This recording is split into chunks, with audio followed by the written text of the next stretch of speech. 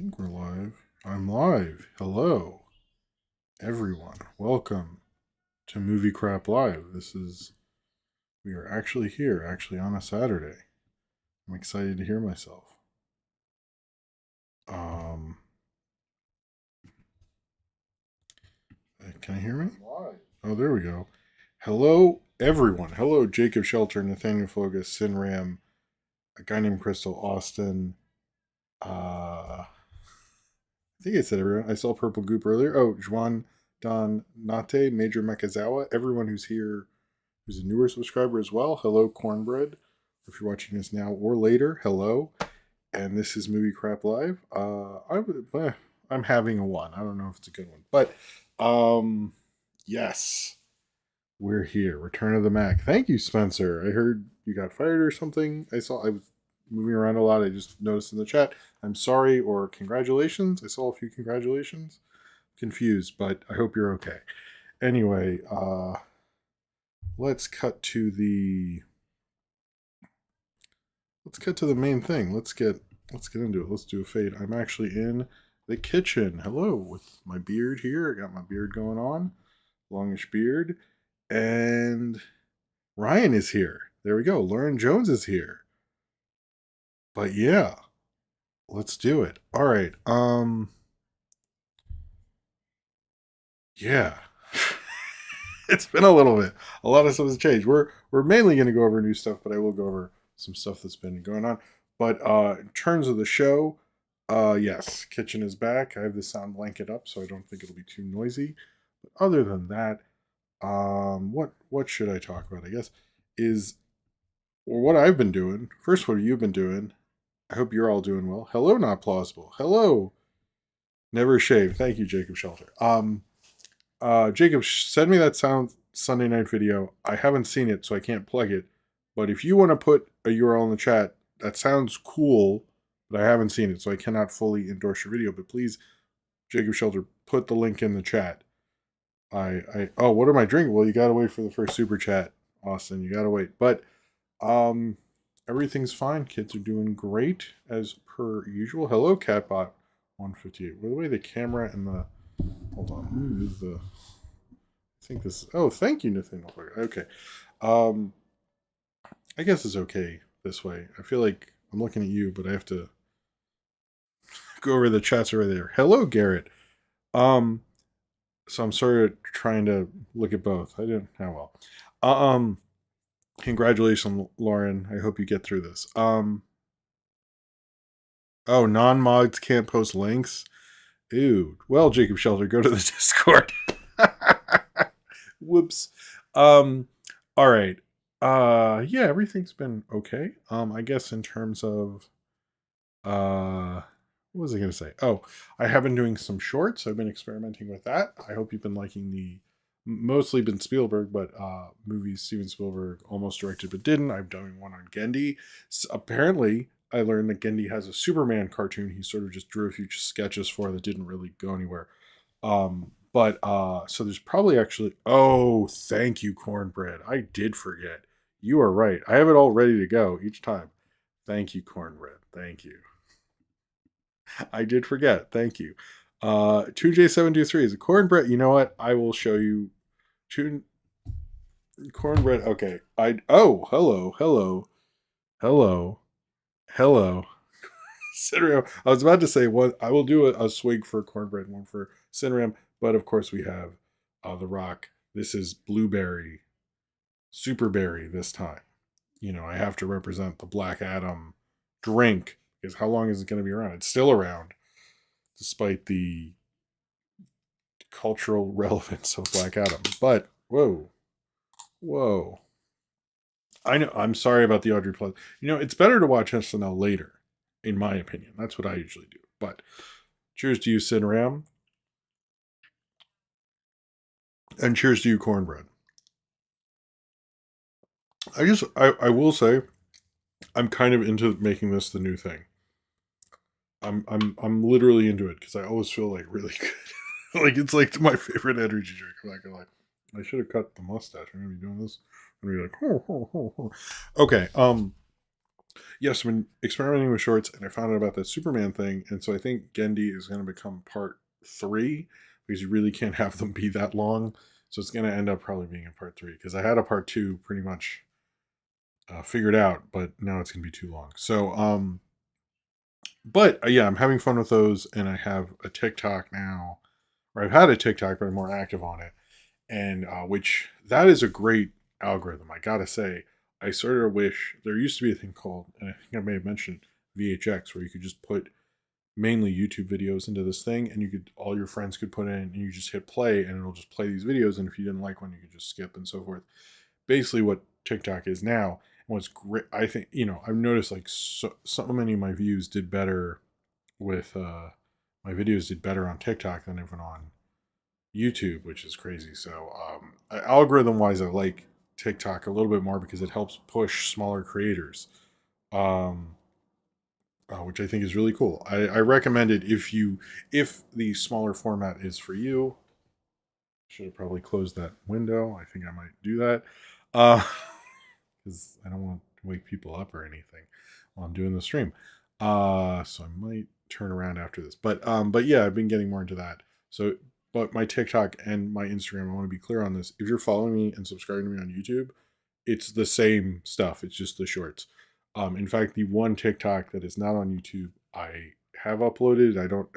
I haven't released it on YouTube publicly yet, but I'm probably going to soon. It's just Toulouse meowing. So right now, if you were on TikTok, that is the only thing I think that is exclusive, except for like some I'm resizing older videos that are like 40 the ones that can fit into the 40-second slot.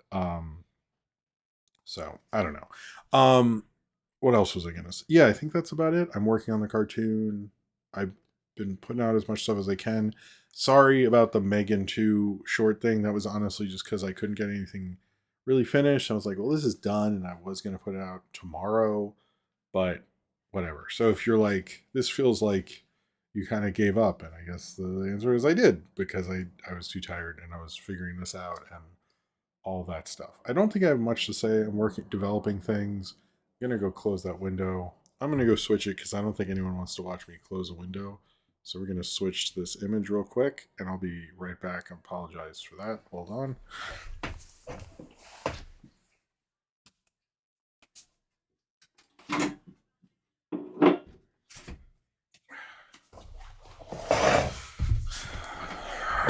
Okay. All right. Okay. Sorry about that. Ew, one of my cats. Oh boy, I gotta clean the litter box after this. Okay. Um, I noticed, Austin, you've been watching the MST3K, because you've been commenting, and I think there's a few I forgot to respond to your comments, but I like that you're watching them. It seems like you're enjoying them. I do want to do a ranking of this season at some point. And I'm getting ready for the Oscars. I want to do a nominations stream at some point next week, but I don't want to say when that is. I was gonna say Tuesday, but with my work schedule, if I did it, I would be very no, Jacob Shelter, you're okay. I understand if you're excited about a video, and Silent Sunday Night sounds like a video I would watch. So you are cool. I'd much rather people be excited about making their stuff. So continue to be excited. It's okay to be overzealous sometimes. Um, and you're cool. But if you send it to me like a day before, there's a chance. If it's yeah, that for anybody, if you're like, hey, could you mention this? I'm not really against that sort of thing. But yeah, I don't think I'll do it Tuesday. I don't know which day, but I will. There'll be advance notice and stuff. I hope. Um, but yeah, if you're new, I guess we'll just get into it because it's a little late. I'm busy that day. Okay, cool. Um, but you will know, and there'll be stuff all throughout this week as well.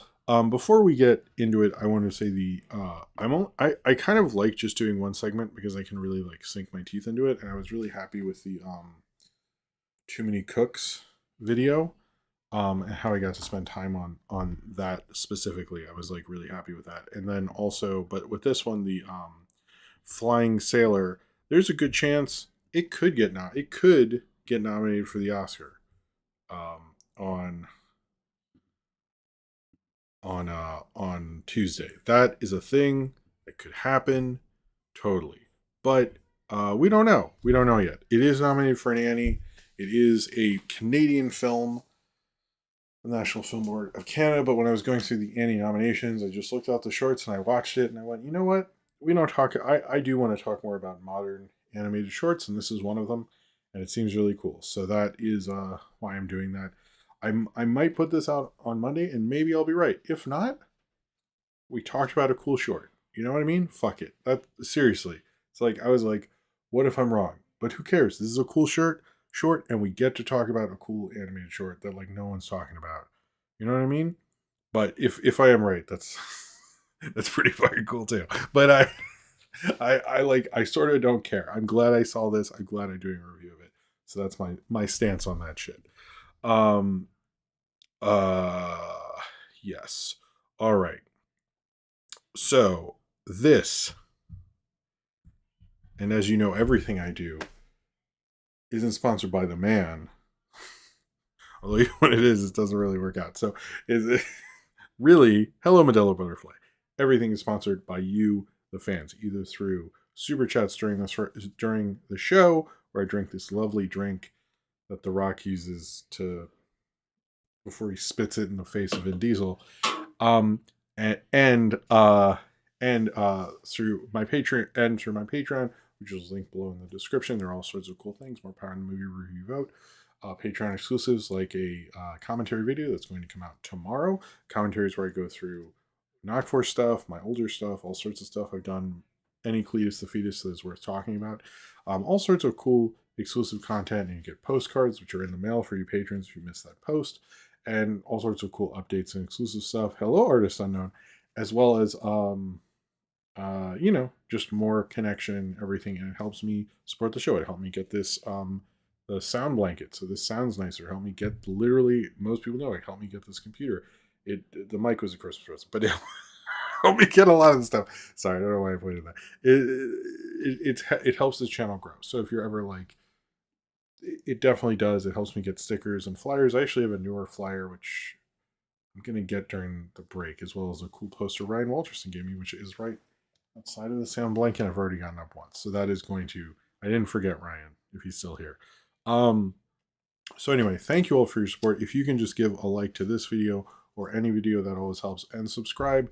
There's all sorts of cool stuff, including I do a lot of community posts. I do throwback videos. There's instant premieres I do. So if you're on YouTube, one of those happen, you can talk in the chat and everything like that, and meet pretty cool bunch of pretty cool fan base, if I say so myself, and all sorts of cool stuff. And if you want to see more videos by me and have it show up in your recommended, that definitely helps. But liking as well, and just watching in general. Thank you for being here. If you're new, I have a lot of new subscribers after the Saber Sparks thing, and thank you all for watching, and thank you for the support. I really appreciate it. As well as check out the Discord, which is Austin and Zane Powers do an amazing job running. They do movie nights. I believe they did one last night, and it escapes me right now what movie they did. But it is a wonderful community. If you like the Discord, and also you can see Cornbread. He predicts the thumbnail before I do it to see how right, and I will get to see how right he was this time. As well as they do a lot of cool community stuff. If you're like me talking to these people and you're like, I wish I could be there. Well, guess what? We just started. Don't worry. Paisaki, I guess Paisaki. You can go there 24 hours a day. There's an Ask Jim section. You can ask me a question anytime. I get to them when I can. There's a licensed playing card channel where I posted a cool picture of my cards. I should have actually see what I'm doing. My cards right here, and there's a cool one of them on my cat that you can only see on there, and all sorts of cool, amazing content. So if you are looking for cool or if you're looking for a cool community, that's there. As well as I have a Twitter, I have a TikTok, I have 2 Instagrams. They're in the description. One personal, one has all my shorts kind of stuff on there. Follow and anything I consider a great amount of support, and I thank you very much for that. Okay, that's all the nonsense, right? Right?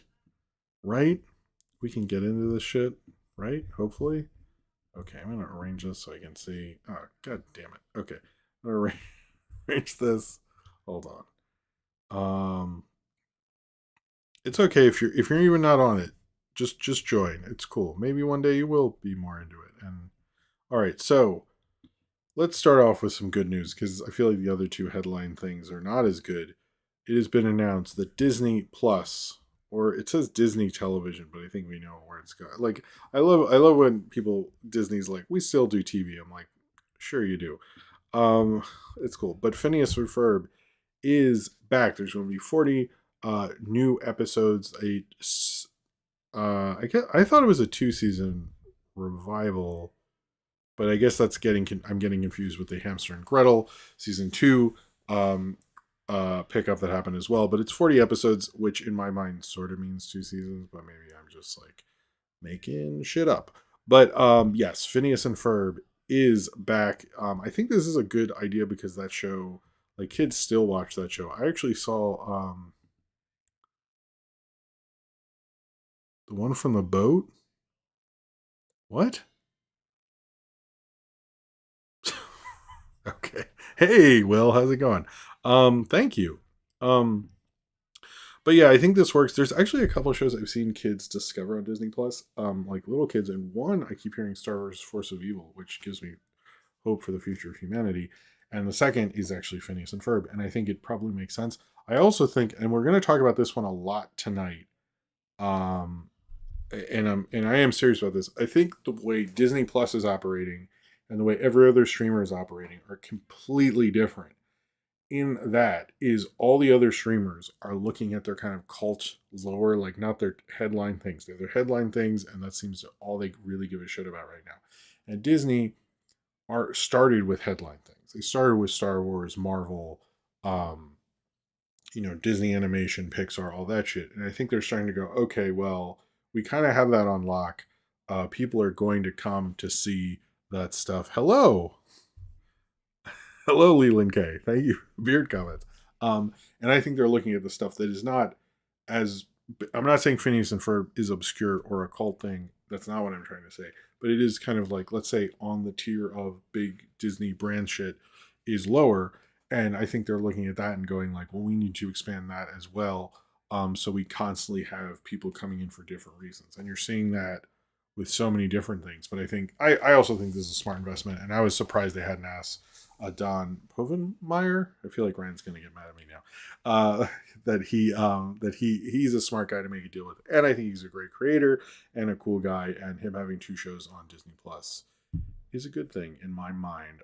Next on the on the Disney Plus angle, so there was a trailer for season 3 of Mandalorian. It got more views than like any. So they were like, it got so many views, 84 million views in like 24 hours. And I was like, oh, is that like the most whatever? And they're like, the most Star Wars views for content on Disney Plus. And I was like, oh, fuck you guys. But it is interesting. Yes, he is excellent on TikTok. I need to follow him. Did I say Dan? I say Dan. Did I say Dan? Maybe I said Don. Oh well. Is apparently nobody watched Book of Boba Fett, so they're like, why is Baby Yoda back with Mando? What I think they should do is that they should make a new edit of every scene that had Mando and Baby Yoda in Book of Boba Fett, and just cut it as a little special and be like, here's the prequel to season 3. That's totally what they should do because no one's gonna watch Book of Boba Fett. Disney, if you want me to edit it, call me up. I'll totally do it. You can pay me like half a normal editor. It's totally cool. I'll do it in like, it's not gonna look great because it's only me, but I'll do a good job. Just like we can mess with the music or something. I don't know. Hit me up. But they they won't, of course. But it is interesting. I think someone should make a primer like here's what to watch before Mando. But I was surprised how many people were like, what is this season 3? How is he back? What's going on? It was kind of funny. But I'm excited. It looks cool. I think. Oh yeah, this is one thing I might do is I might make a version of my Mando song that's actually vertical, and that might actually go everywhere because I made one on TikTok, but I didn't really do it right. So, but we'll see if I can even do that. I might not be able to. That's true. They did add the MTV Spider-Man cartoon. I remember when that aired. Yeah, I don't think Fish Hooks is coming back right now. I don't know. What's this Milkman Assassin? Hey Jim, remember when you And oh, hold on. I want to read this, Austin. He's probably said that DreamWorks could make a hit movie if they did fantasy, but took it somewhat seriously. That's what, like the new cat. I guess we did say that. If we did, I guess we're right. I mean, that's kind of what they were alluding to for a long time. Austin said that because of my niece, she watched that trailer 20 times because she loves Baby Yoda. I gotta show her your song. Thank you, Austin. Thank you. Wow, 20 times. A lot of people want. Whoa, thank you, 2J. First off, cheers to you, Austin. And 2J723. Phineas and Ferb existed before Disney bought Marvel and Lucasfilm, so it was allowed to be a huge success. Like with Kim Possible, nothing they make now can compete, so they don't try to make their smaller stuff huge. I will. Okay, first off, cheers to you. That's very generous super chat, 2J723, and thank you very much. Second, I will say this: Bluey is the thing that counters that, because Bluey was a success and not because Disney pushed it, because of word of mouth. I do think you can still have a hit. It is harder, but I still think it can happen. I could see it happening with Moon Girl, actually.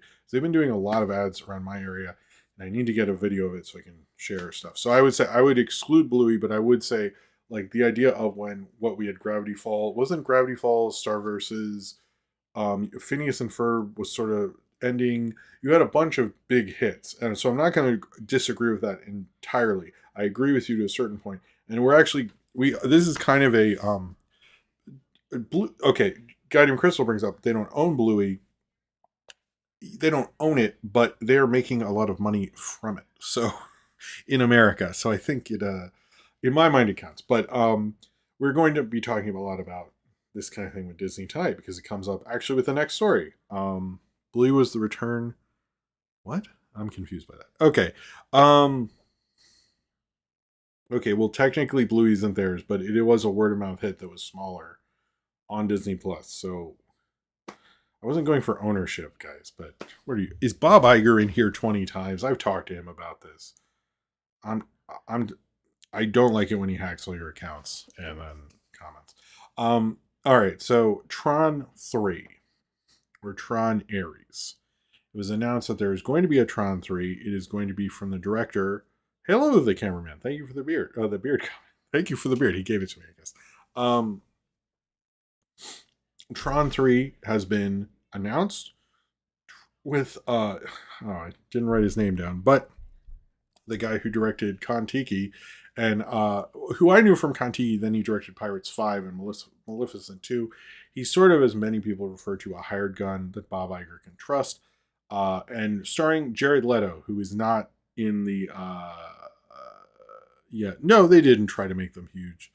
Oh, okay, Chunji. Thank you for clearing that up. Sorry to start a discussion, and thank you. That was very generous of you and nice of you for the super chat, by the way. But Tron 3 or Tron Ares has been at least greenlit with that director and Jared Leto. Oh, hold on. Before we get into it, we have a Will super chat. Cannot. First off, cheers to you, Will. I'm glad to see you here. Cannot wrap my head around the Tron 3 thing. Why make this movie now? And if you had to make this movie now, why not get people that like Tron? Should have kept the original title of Ascension as well. I agree. I think it's sort of weird, but I want to explain what I think is going on with Tron.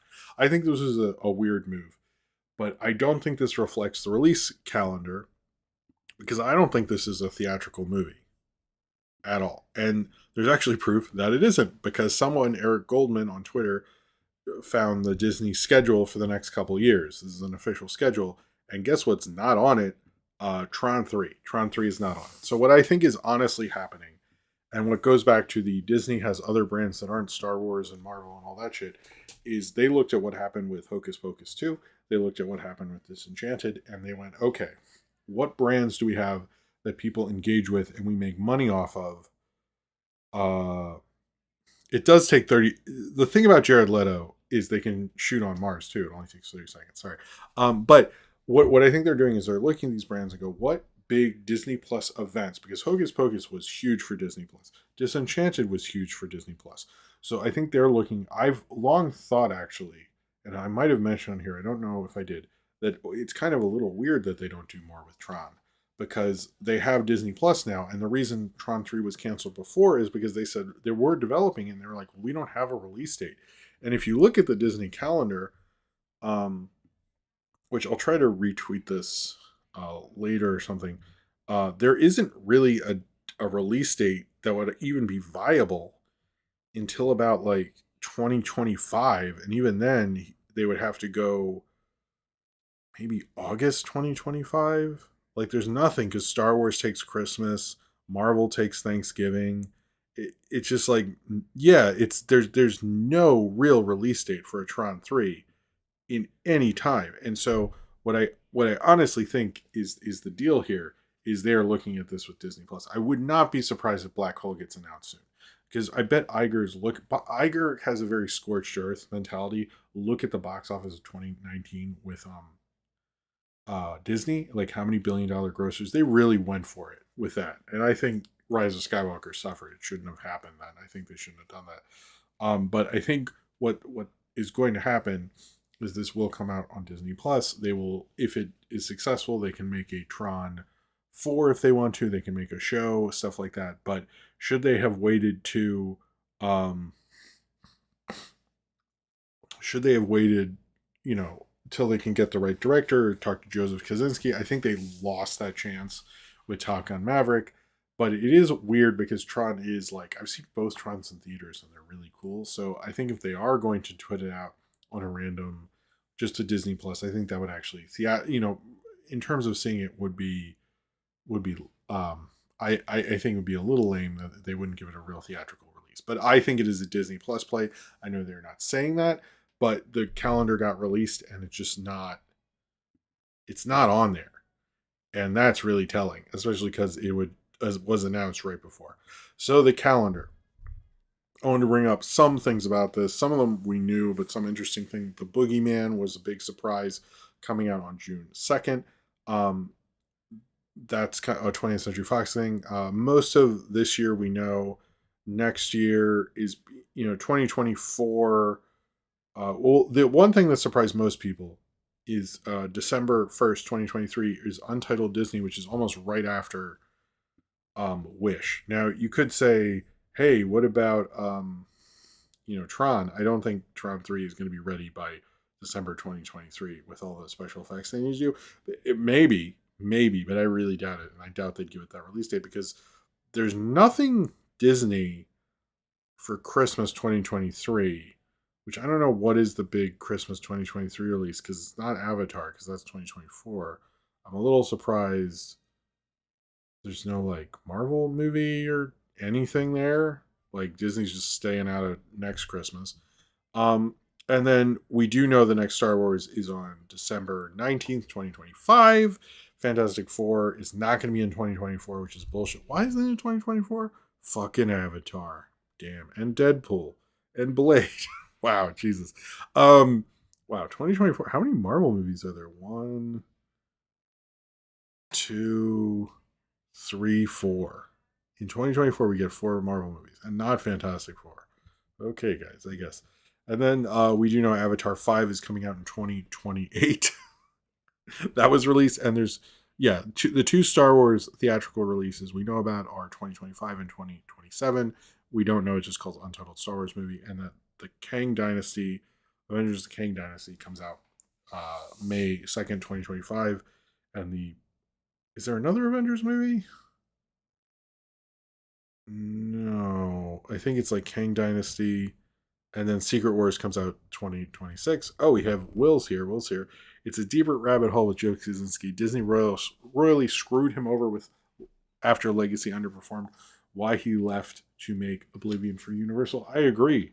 They did screw up, and I think they're going to see it, especially if the Oscar nominations have Top Gun Maverick on there. I think they fucked up because I think I think he's a better director than he was on Tron Legacy. First off, cheers to you. He's a much better director now, and I think they missed his peak period, which I think we're getting more of his peak period now. They really fucked up. I don't see Disney. How does Disney not look at what happened and go, shit. Like, like it's pretty embarrassing they let him go at this point. So I think that I agree with you. They fucked up. Not too much out. There's a lot of Pixar. It's interesting. Inside Out 2. 2024 is gonna have like Inside Out 2. We're gonna have Mufasa, Thunderbolts, which if there's anything that should be a Disney Plus thing, Jesus. Anyway, that's what's going on there. Now, let's do some horror for a little bit. Horror and then Justin Roiland, which is his own kind of horror, I guess. Megan 2 or Megan 2.0 has been announced, is going to come out in 2025. It is going to have the writer Akela Cooper, who I think made that movie. I don't believe the director was announced, I believe. But Allison Williams and the little girl, not Megan, but I guess Megan's definitely coming back, are all coming back for Megan 2. I think that's going to be kind of neat. I'm excited for that. I like the first Megan, and my sequel idea, which I guess would be more of a third or fourth sequel, is there. But some people suggested that it should be like a T2 thing, and Megan like is the protector and fighting an evil doll. I sort of like that one. That's the one I've liked so far the most. Oh, I wanted to talk about my Knives Out idea, but I'll talk about that later. So the Scream 6 trailer came out this week. This is Scream in New York or Montreal and a few pickup shots in New York. Or is it Toronto? Anyway, it's not actually shot in New York, but it takes place in New York. My main thing with the Scream sequels is they never get as meta. Like, the thing I like about the first Scream, is it's like very meta, and they're talking about like horror movies and stuff. I don't know like what they're bringing to that, but it does look like a cool slasher in New York. Like, when I watched the trailer, I'm like, I don't know if this is Scream, but it does look kind of neat. Like, like it looks cool. Almost everyone I know wants to see Scream 6. There was something because Ghostface grabs a gun, but I think that's like point of the character. He's supposed to be like this crazier Ghostface. I thought that was like a point that's why they were doing that. So I'm a little confused why people got so weird about that. But it looks cool. I'm excited for that. You know, yeah. Emma Stone was announced for The Chain from Edgar Wright. If you don't know the concept of this, basically, it was announced that there was casting of Emma Stone. It turns out, and even the people reported on it, that is not actually true.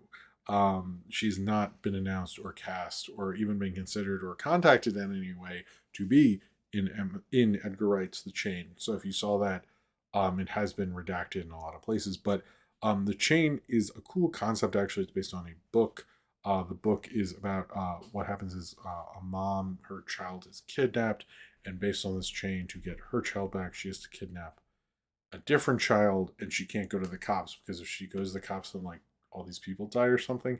Anyway, I don't know, but it sounds interesting. It doesn't sound very Edgar Wrighty, but him with Emma Stone in like a thriller sounds really interesting to me.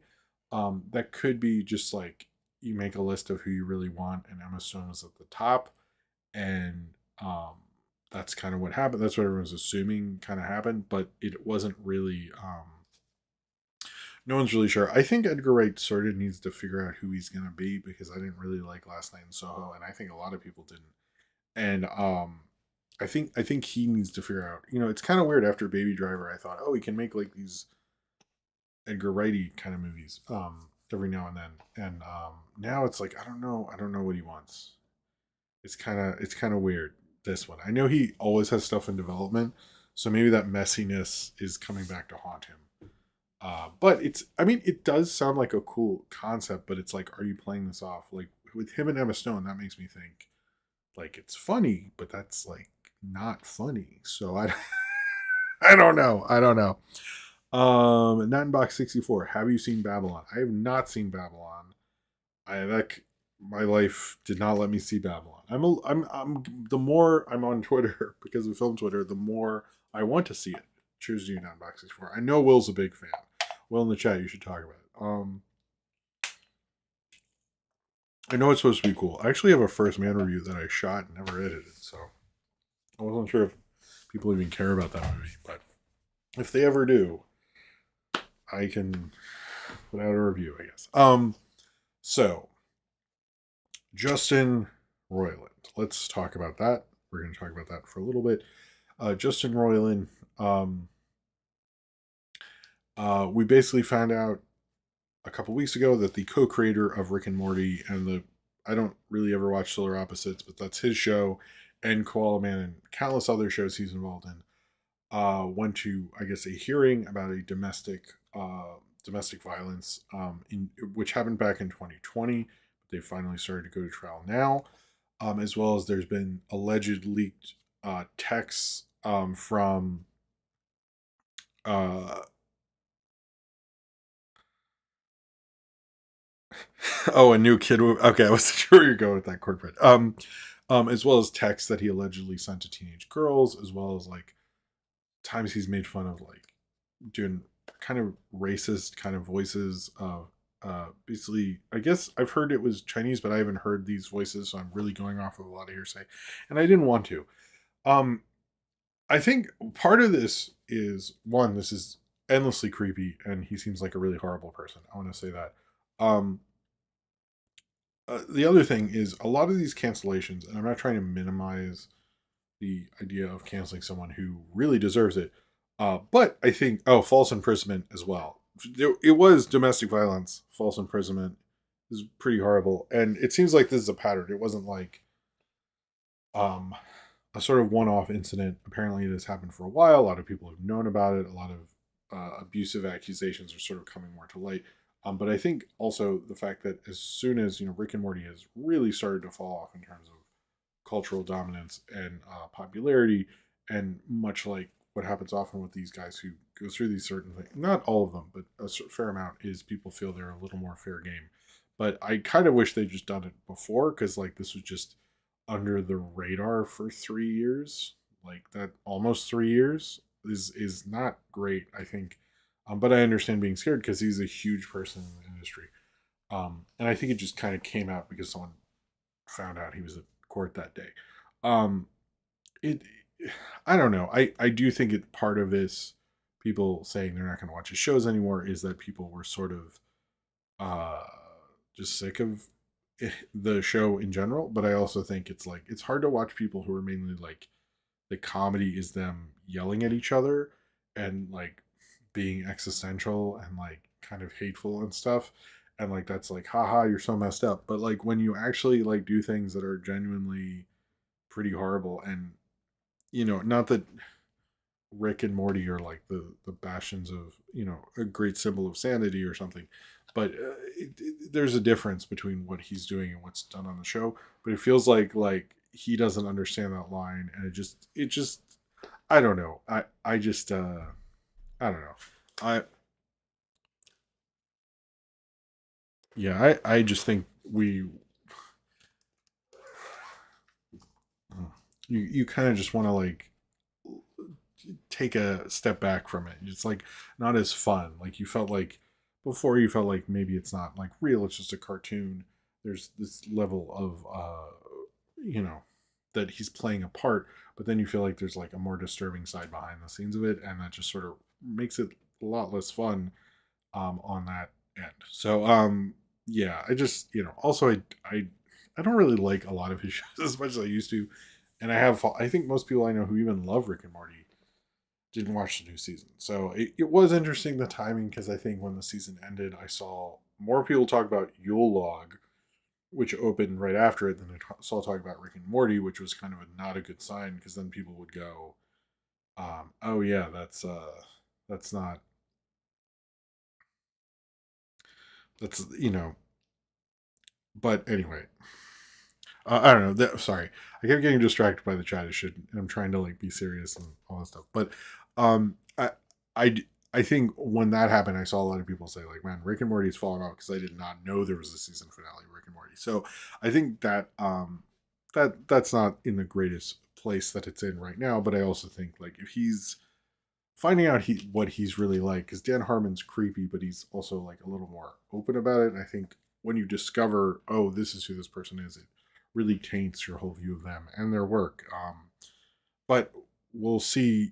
Right now this is all sort of alleged. We don't know. Like, it hasn't gone to trial. In all fairness, to everyone involved, but I sort of believe the victim in this case, and all the other allegations sort of hard to ignore, um, or take anyone's side that's not the victims. Frankly, I just think it sort of ruins most of his stuff, right? I mean, I just don't think you can really watch his stuff the same way after this. I just don't see that. So, um, and the amount of people who use Rick and Morty, especially men, use Rick and Morty as this like great bastion of like, I'm smart. I watch Rick and Morty. Remember when people used to say that? Like, not ironically. Now I think now it's like past even ironicness. But I don't know. I don't know. It's very sad to learn about that, and disturbing and everything like that. But yeah, mostly fully agreed. Well, thank you, Cornbread. Okay, let's talk about the Annie nominations now. So the Annie nominations came out. These are the Annie Awards are just for animation, and I think the biggest news from this is who got the most nominations and who didn't of the major Oscar contenders. And there's a couple I think that are a big deal, and there's a couple that are sort of um, there's a couple that got a lot of nominations, which I think are going to be a big deal on Tuesday when the Oscar nominations are announced. And those are the three of the most nominations are Guillermo del Toro's Pinocchio, which got 9, Marcel the Shell Shoes On, which got 8, and then Pixar's Turning Red, which got 7. Those are the odds on. Those are the three leaders in the animation, Best Picture animation categories. There's like no doubt about that.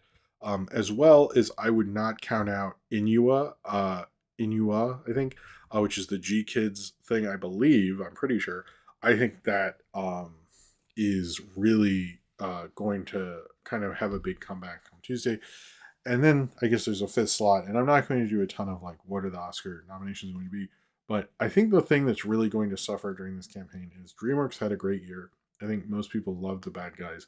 There's just I've not seen the new Puss in Boots. I want to review the first one and rewatch the first one and then review the second one. But I think Puss in Boots will get it, and I don't think Bad Guys will, and I don't think we'll get a double DreamWorks year. Which of all years I kind of wish it was, because I think the Bad Guys it didn't get nominated for Best Feature at the Annies, um, because they tried to spread the love and stuff. But it and Wendell and Wild has a chance, but I just don't see it. But yeah, that's my prediction at least for the Best Animated Feature Oscars. But in terms of Best Feature for the Annies, they had Turning Red. This is the Best Feature, not Indie Feature, which that's where Marcel is. So I predict like Best Feature will probably be Pinocchio, and Best Indie Feature will be Marcel. But you have Best Feature Turning Red, Pinocchio, Puss in Boots: The Last Wish, The Sea Beast, which I'm surprised by, in Wendell and Wild, and Best Indie Feature. You have Charlotte, not sure what that is. Inua, Little Nicholas, Happy as Can Be, don't know what that is. Marcel the Shell with Shoes On, and My Father's Dragon. A lot of Netflix on here. The other thing is, I believe Lightyear got like 2 nominations, which is pretty bad, and then Strange World also got 2, which both I'd consider pretty terrible. And also like Bad Guys wasn't. I am surprised at how much love Bad Guys seems to get like on the internet and other places, like fairly regularly, and it's just gonna get forgotten, which kind of stinks. I think that's like a real and I need to review that also, but I think that's kind of like a casualty of the whole Oscar thing, because it's just going to be forgotten. Which that kind of stinks. I think, but yeah, it's an interesting what it's going to say about Tuesday. But I would say read into that. The only 3 certain things are the top 3, which were Turning Red, Pinocchio, and Marcelo Show Shoes On. I think that's going to be hello, Chris Barrett. Dark Force is cool. That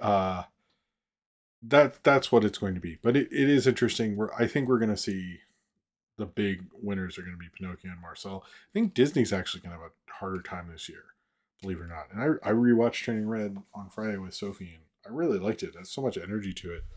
Part of me is like, I think we had a better animation feature year. I know it was a bad animation TV year, but it was a really good animation.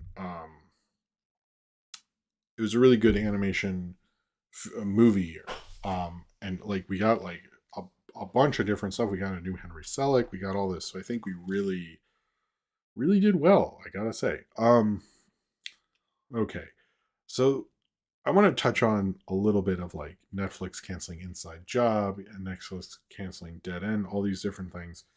But I think what I was talking about with Disney Plus is having the reverse of Netflix, where Netflix is just not interested in the cult stuff anymore. They are interested more so in the bigger deal stuff.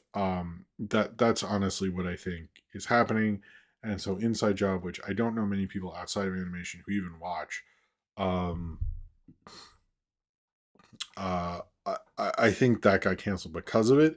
I haven't signed an autograph in a while, Milkman. But if I did, if someone wanted me to, I would. But I think that's honestly what's happening. I don't agree with it. I think it's really shitty, especially when you've already announced a season. I'm not exactly sure like what the plan is there, as well as like some of these things with streaming is just like bizarre, like Looney Tunes getting taken off a whole section of Looney Tunes. But my main issue with that is like, aren't you just giving AdSense to like those weird YouTube channels that play old Looney Tunes things? Like people are gonna watch it somewhere, and someone else is gonna get those views now.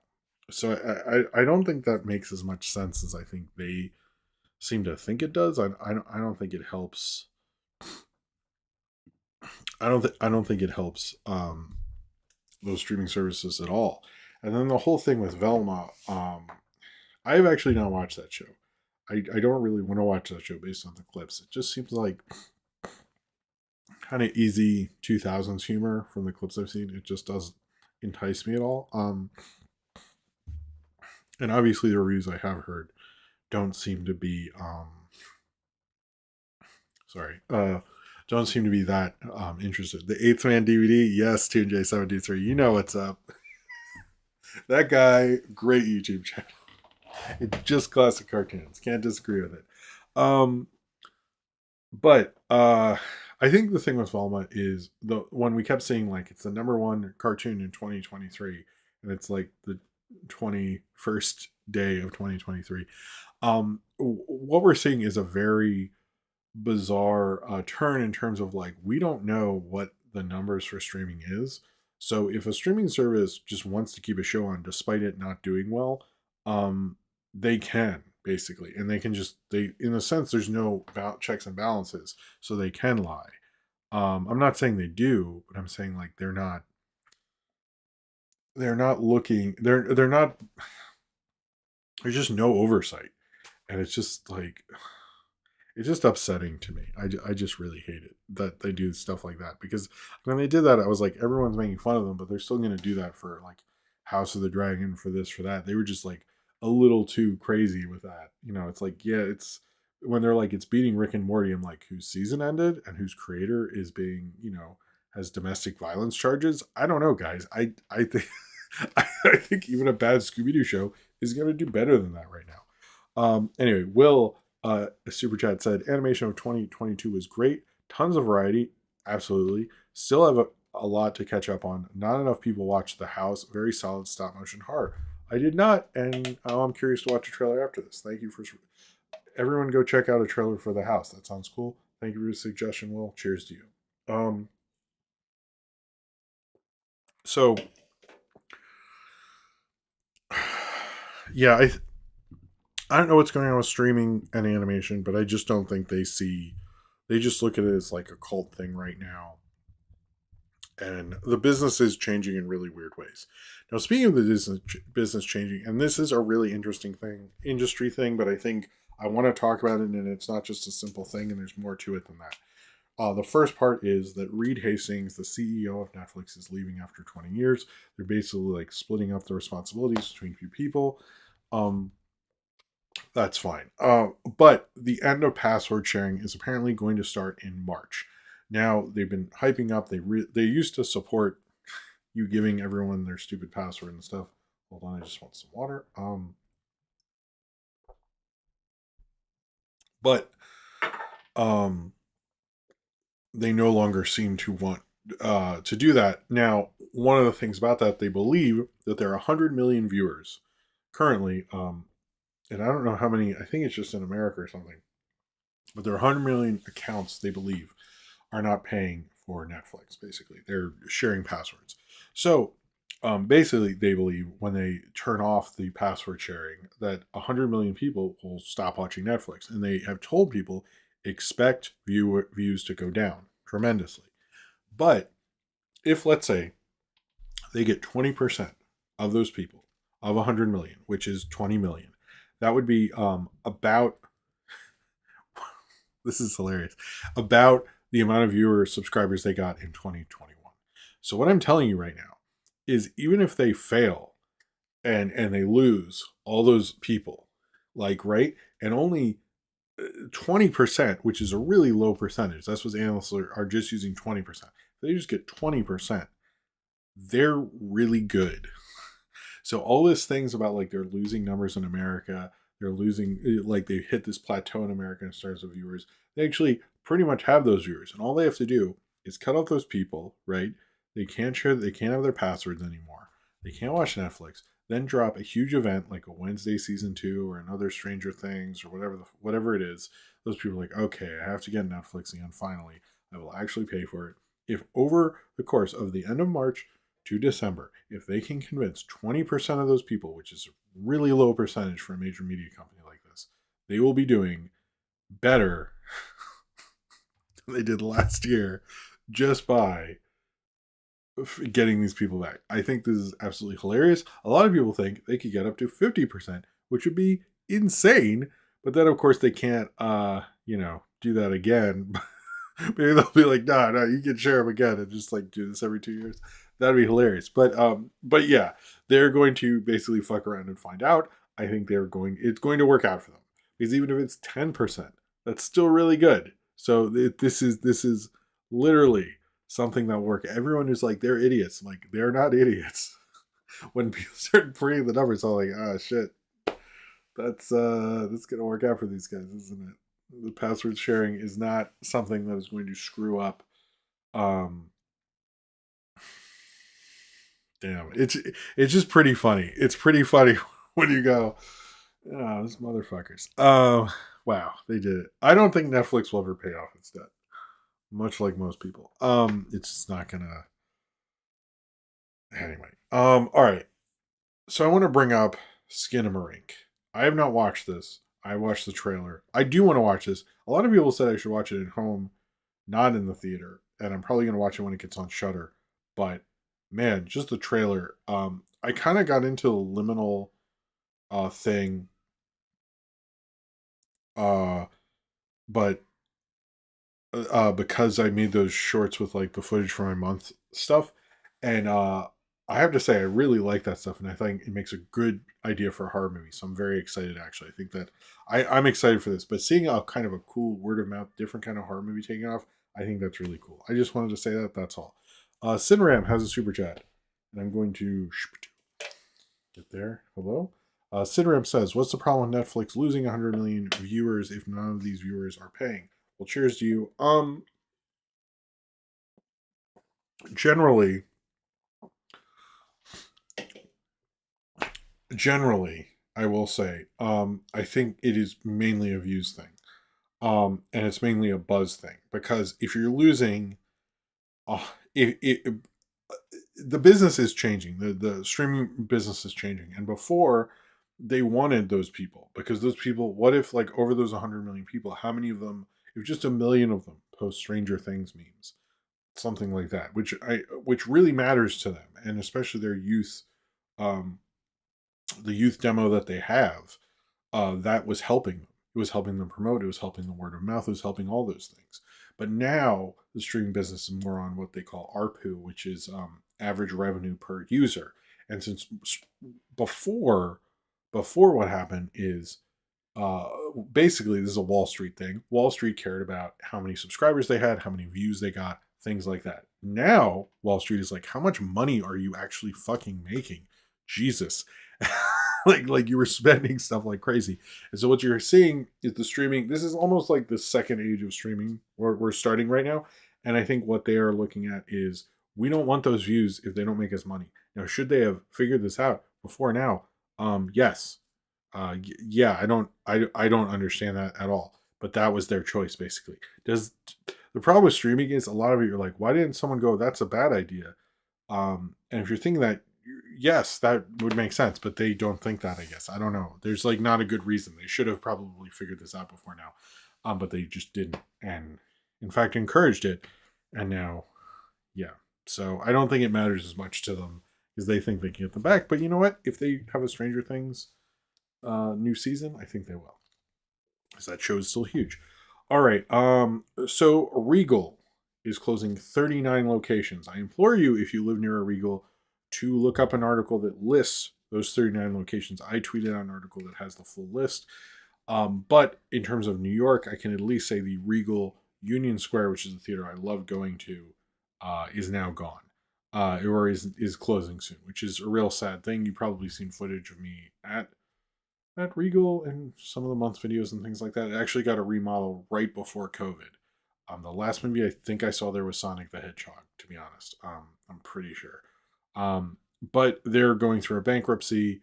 I've actually lost the two Regals I used to go to regularly because I lost Court Street as well, which was the theater I used to go to all the time.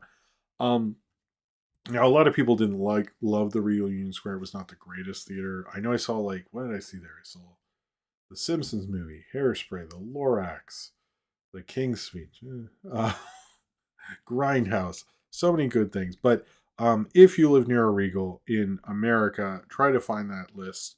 I just to check. I think you would have probably heard by now, but you never know. So I can't go over everybody's country's thing, but they are kind of closing locations and even ones that you think would have been safe. So because that one had been remodeled recently. It's curious because especially that area in New York actually just lost two theaters. The theatrical market is shrinking dramatically. There's rumors that AMC might make a deal with Paramount, and I think we are very much in an area now where someone could make a major move for theatrical, and there's not much anyone could do about it. But we'll see when and if that happens. All right. Where are we? Okay. So, man, there's a lot of stuff. Okay. Well, since Cineram's here, I'll talk about this a little earlier, and then I'll get into stuff with The Rock, actually. Sorry, The Rock energy drink. Hope that's not awkward for you. Cinram is actually a producer on this film called Roy's World, Barry Gifford's Chicago. It is now on YouTube to rent, but you should check out the trailer. It's actually really cool. One man who kind of a writer observer of Chicago, to my understanding, came to Chicago. It looks like a great documentary. It looked really cool from the trailer. I'm going to post the trailer. I feel like I'm a mod on my own channel, right? But yeah, Cineram is a producer on it. He's getting more into that. That's Cineram. So you should check out the trailers right there in the chat. I'm going to post on Discord after the show. Hopefully I remember. But it is a cool trailer. I have not actually gotten to see it. I'm not going to lie to you. But it looked really cool. I think he showed me the trailer before, and it looked pretty neat. So everyone try to check that out. Or at least let's go over there, give it a watch, give it a like, stuff like that. You can say Cinram brought you there, if anything. Yeah, okay, 9box64. The Cinepolis is the one that left in New York that was the closest to the Union Square, which is crazy that area's gone. Anyway, so I'm going to talk about the Rock thing because I think there was this report about the Rock, and I'm not like pro or anti the Rock, but I found this story kind of interesting, and I wanted to talk about it. So the Rock, if you remember, Black Adam was supposed to be this huge hit, and I'll drink to this, even though there's not a super chat because the Rock's involved. I feel like if I have the energy drink from the movie star, I'm allowed to drink the energy drink. Then I think we can all agree with that. That makes sense, right? But so if you saw the what's going on? If you saw blah blah blah, if you saw sorry, I keep getting who's this here? 69 mega, go away.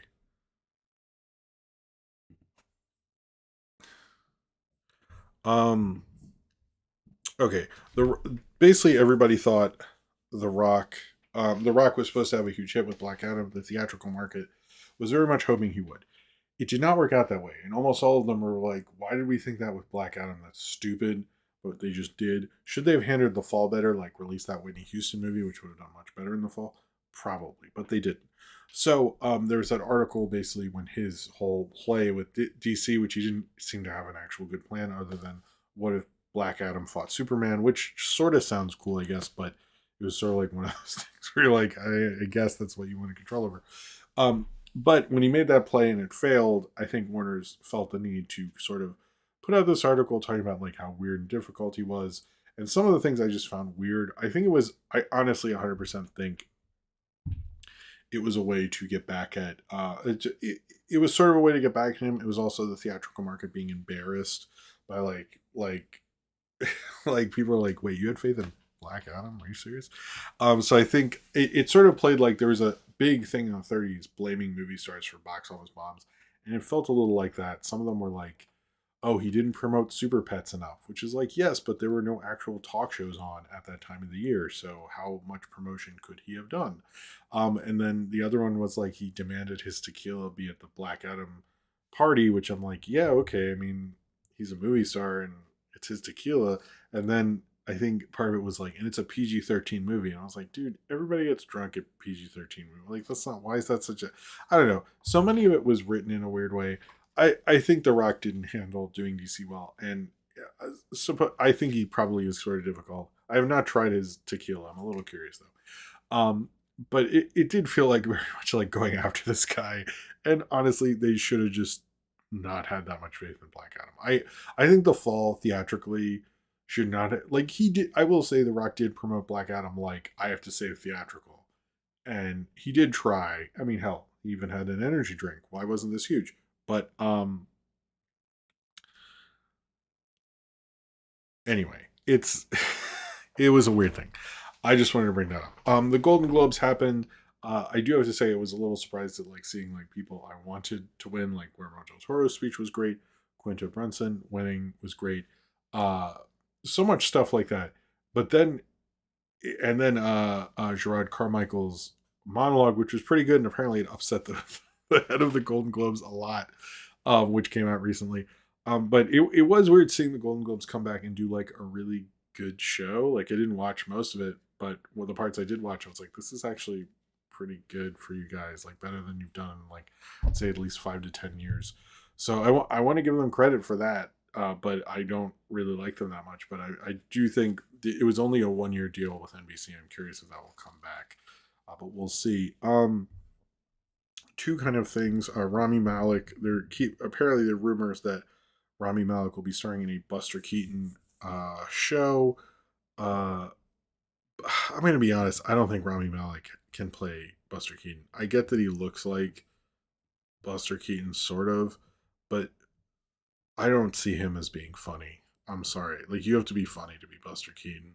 Buster Keaton is a funny guy. I think even the problem with, like, the Downey Chaplin is, like, you really have to have a certain type of comedian, and we just don't make those anymore. I just think it's like some of these guys we there's probably someone on stage who can do Buster Keaton, but having Rami Malek as Buster Keaton to me is a really terrible idea. It seems like most of the people in my Buster Keaton Facebook groups and stuff are not into this. And you know what? It's probably not going to be that great. I think Buster Keaton would be great as uh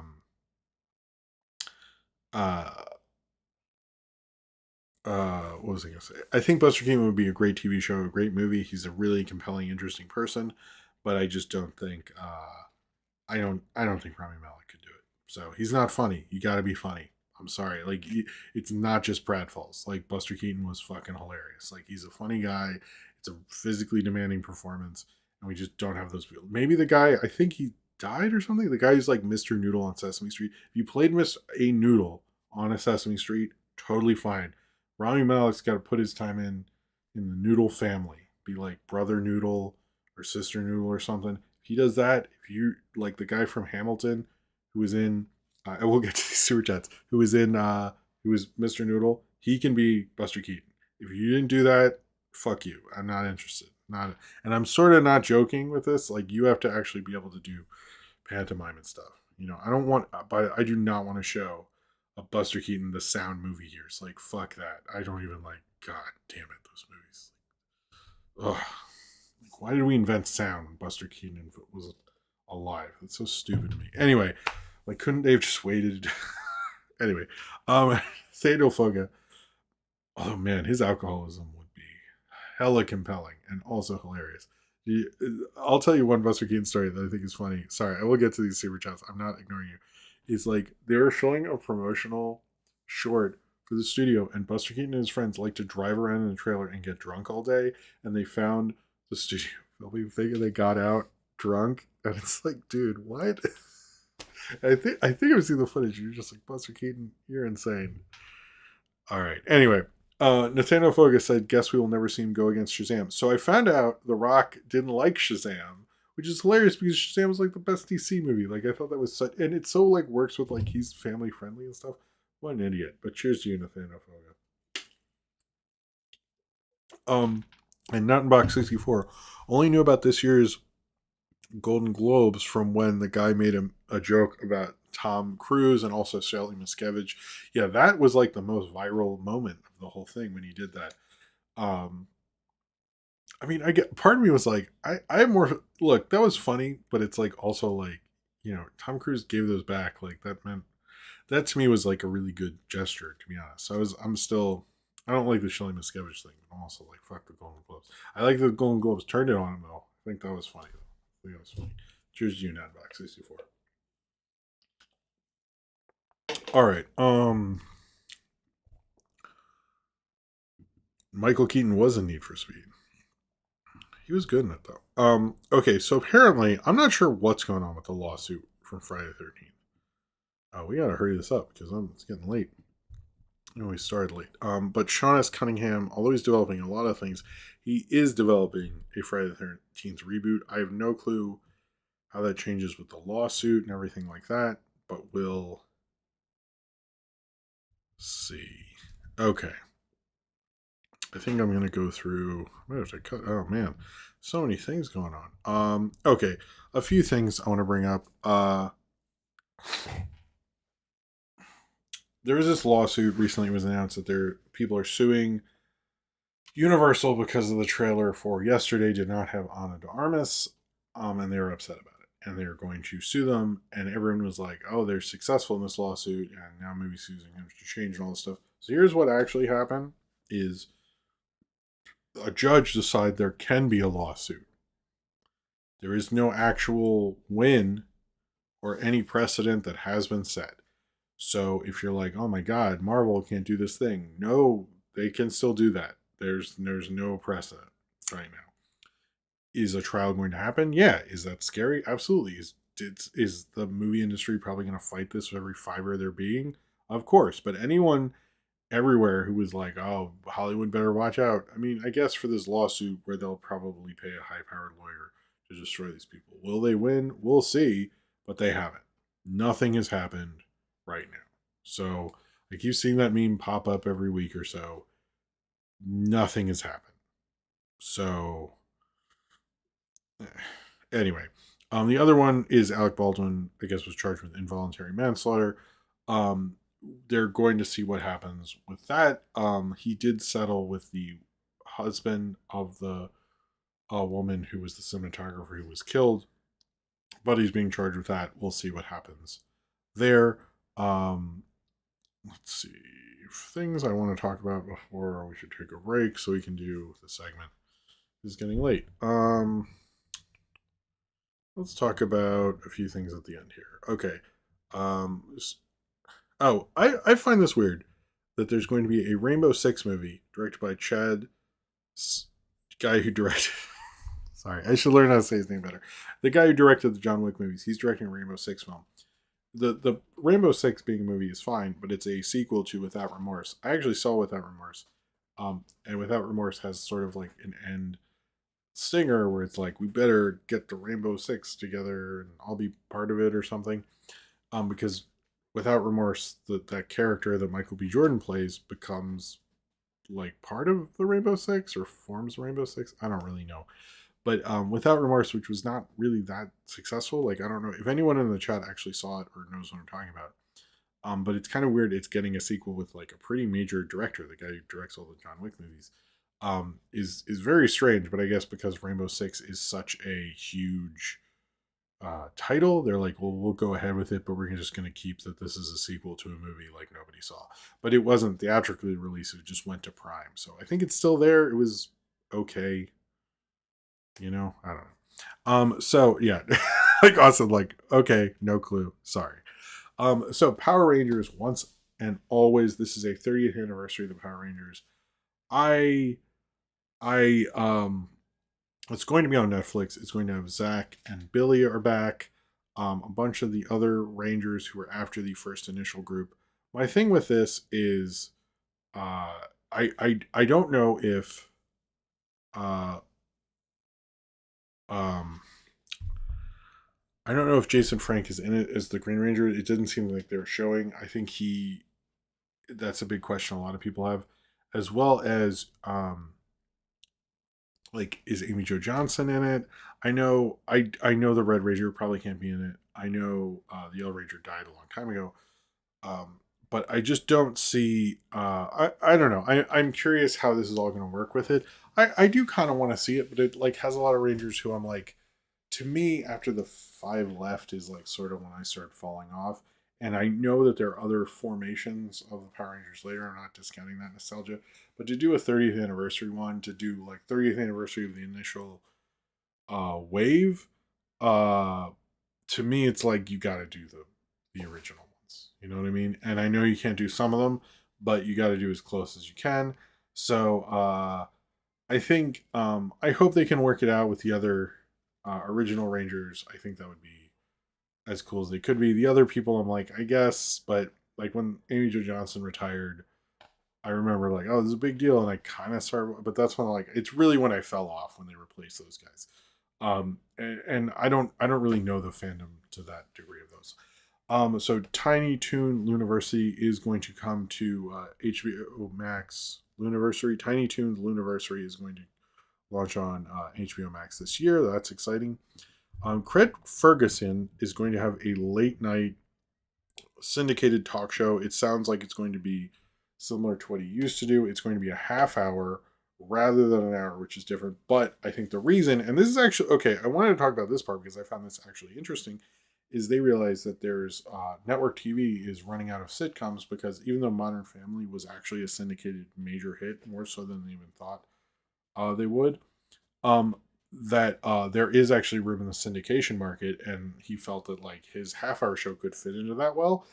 Business plan wise, I'm like, that could work. So, and I think Craig Ferguson coming back is great. So I hope that works out for him. It sounds really cool. I'm excited for that actually. Meryl Streep is going to be in Only Murders in the Building season 3. I don't know how they're going to get any bigger than that. That seems like they should just end the show after that. I don't want them to though. And lastly, and this is just a personal thing to me, but I'm gonna go. What was I gonna say? Chris Rock is doing his live Netflix special. I think it's in March.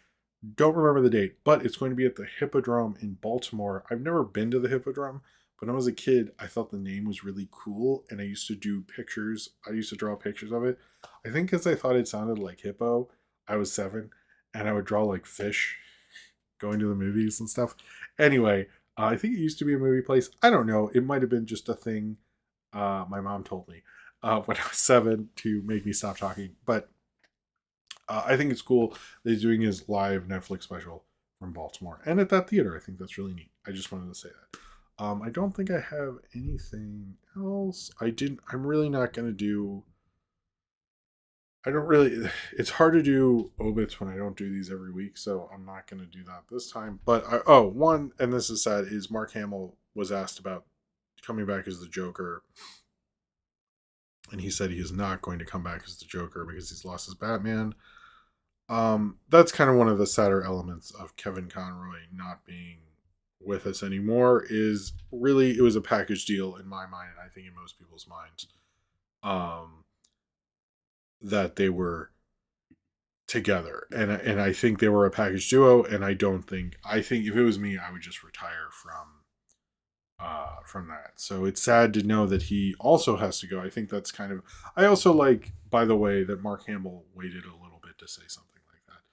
Shows how respectful he is, but I think he is right to not do that anymore. But it is sad to lose not just our greatest, probably our greatest performance as Batman, but I'm not going to say it's the greatest performance as Joker because there's a lot of those. But I will say it is one of the greatest, and it's sad to see that go.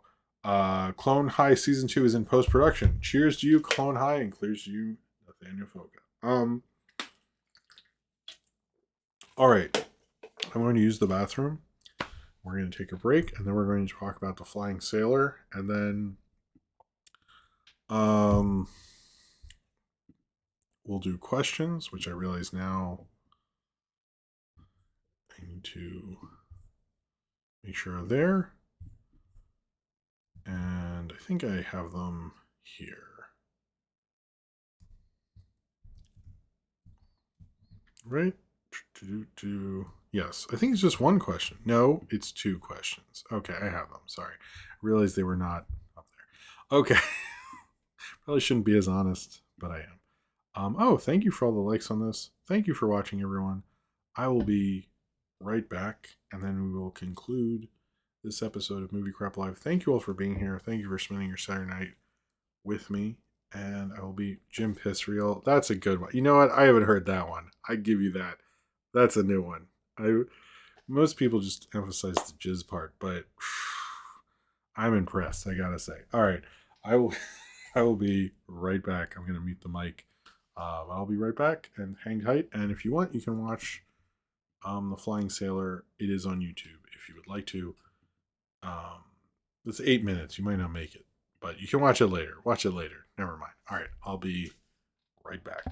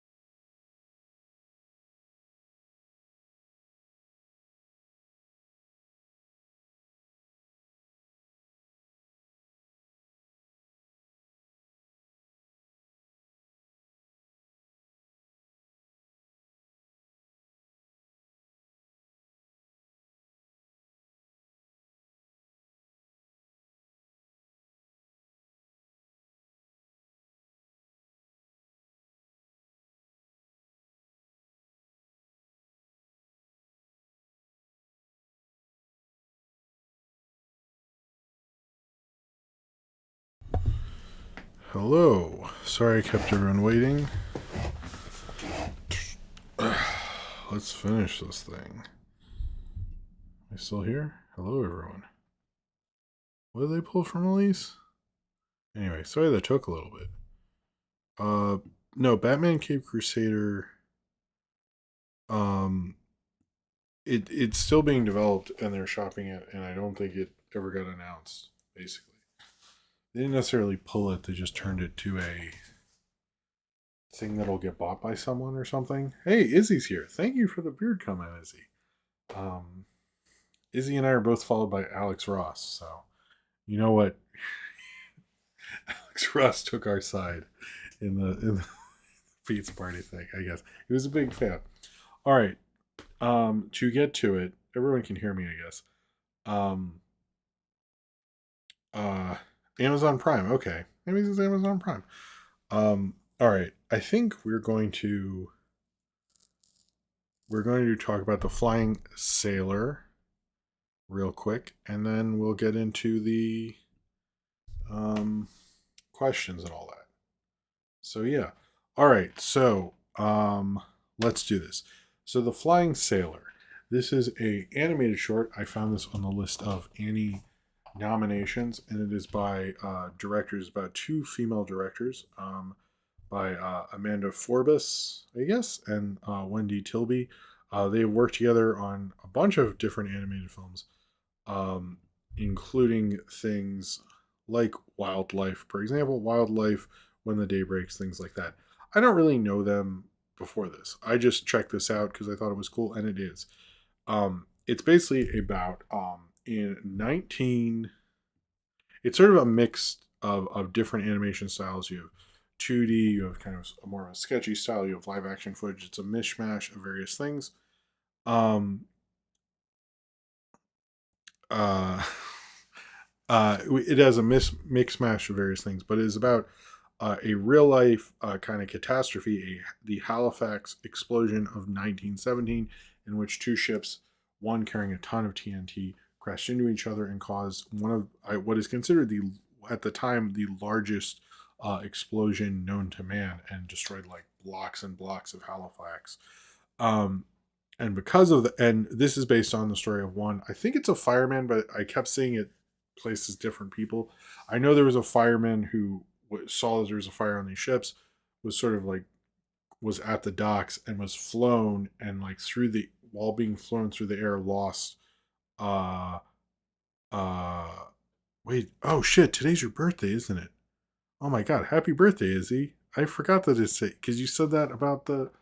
Ah, damn it! I need to text you after this. Anyway, happy birthday, Izzy! Everyone in the chat wish Izzy a happy birthday. Um, Sorry, that threw me. I was like, I did know that too. Like everyone, lots of happy birthdays. All right. Um, this is a thing later. I'll have to anyway. So this is about basically what happened is this guy was on the docks and he was blown, and while he was like when the explosion happened, he was thrown 2 kilometers, which I think is it's tomorrow. Well, still. Okay, I haven't screwed it up yet. Okay, he was on the. Let's start over. He was on the docks. There was an explosion happened. He was thrown. All of his clothes were basically burned or thrown off. He wound up 2 kilometers naked away from the explosion and survived without a scratch on him, other than he was being naked. I guess that's embarrassed. Uh, that'd be embarrassing. But basically, what this short is about, the Flying Sailor, is what was that experience like being thrown from the explosion to the point where you woke up and you're naked. And it's kind of actually really fascinating and beautiful. You see him the moment of the explosion with all this kind of surreal experimental more animation. Then you see him have flashbacks to his childhood and his life and becoming a sailor and things like that.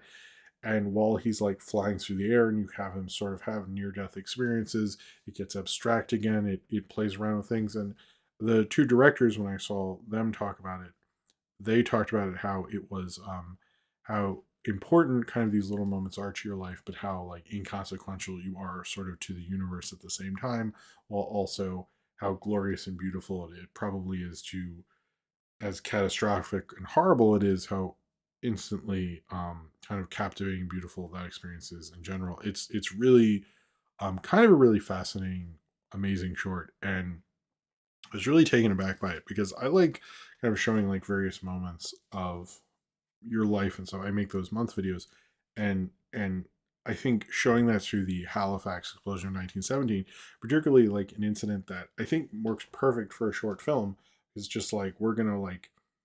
Can you imagine like being in one part of Halifax and you see, a thriving city, and then an explosion happens, you're thrown, like, I'm assuming that 2 kilometers. I don't know what the kilometer mile ratio actually is, but uh oh, I don't know how much the correct like length of time is, but being like, or length of measurement, yeah, length of measurement is, but like being thrown and then waking up naked and kind of like seeing this whole city transform underneath you is just, I don't know, it's a very, I guess they call it unexpected existential journey, as the Wikipedia calls it, but it is, I think, almost like kind of reminds you of when you're in those instant moments of peril, and it's still, no, 2 kilometers does sound far, by the way, but Rocket Lomax, good point.